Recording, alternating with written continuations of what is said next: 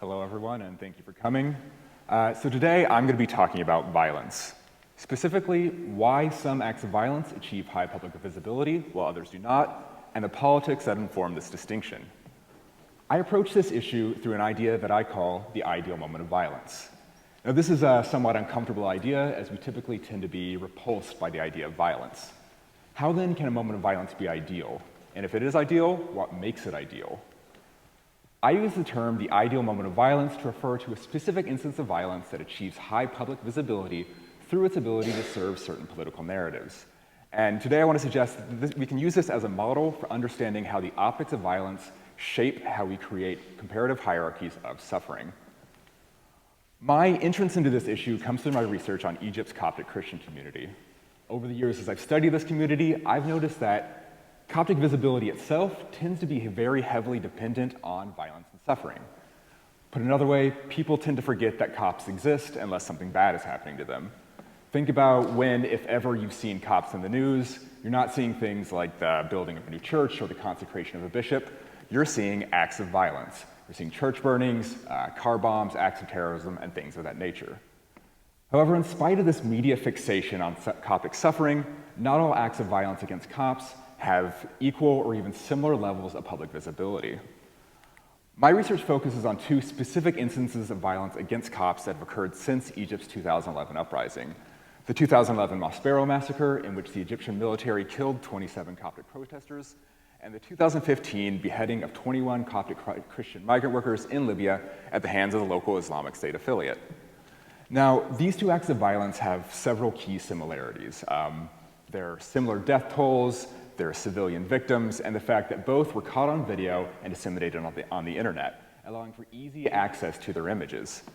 However, in spite of these similarities, these two acts of violence have elicited drastically different levels of public response and policy in response to them. The 2015 Libya beheadings led to the Egyptian military's direct involvement in Libya's ongoing civil war, the declaration of a full week of mourning by the Egyptian state, and the adoption of the victims of the beheadings to the Coptic liturgical calendar as martyrs. As far as Maspero goes, over the years, the Egyptian state has largely failed to hold those responsible to justice for the attack. The Egyptian state has denied applications to publicly commemorate the event. And as far as the Coptic Church goes, in 2014, Coptic Pope Tawadros II suggested that the time had come for Copts to move on from Maspero. So why is it then that these two acts of violence have achieved such different levels of public visibility? I argue that in comparing these two acts of violence, the 2015 Libya beheadings constitute an ideal moment of violence precisely because the event's specific attributes are well positioned to serve narratives of state power in Egypt. Now, the work of my research has been to dig into some of the specific attributes of these two events, see how they're different, and see how those differences serve Egyptian state interests.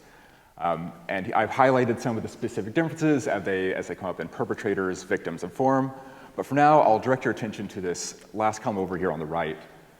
When we compare these two acts of violence and how the two countries appear through them, what I see are two dual and opposing images of society, in which Libya comes off as a wild and chaotic space defined by a violence that is repulsive in its barbarity, whereas Egypt, on the other hand, comes off as a regime of order, defined by a violence of state control and modern weaponry that is, if not necessarily publicly promoted, is at least tolerated. Now, what I think is important about these two contesting visions of Libya versus Egypt is not necessarily that they represent a reality.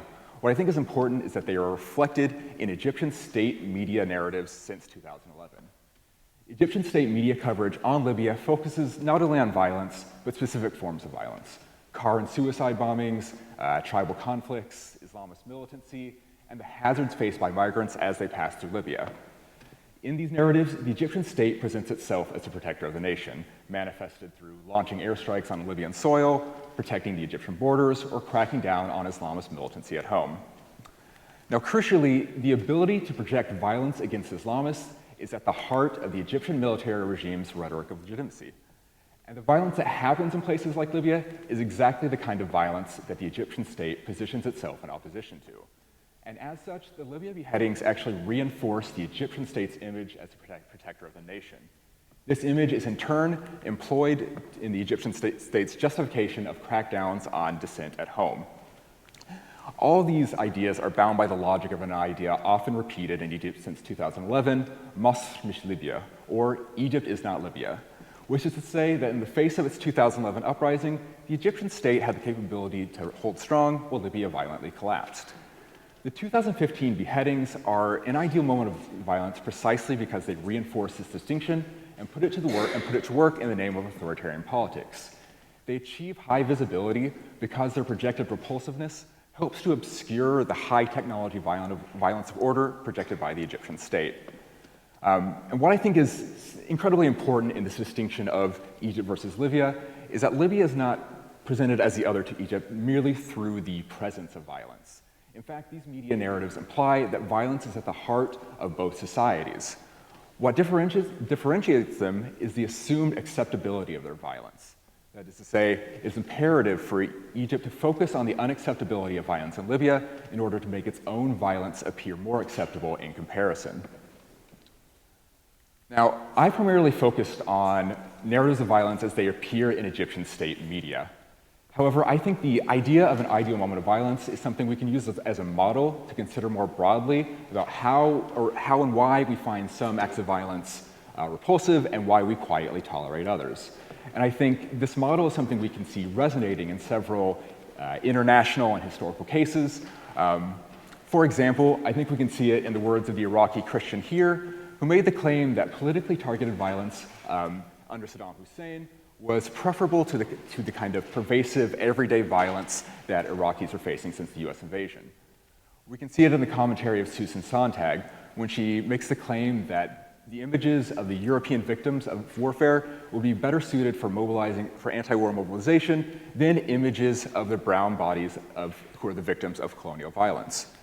And we can see it in the ideas of the French colonial administrators in Algeria who made claims on Algerian barbarity through the assumption that Algerians preferred to fight with knives rather than guns because they wanted to see blood.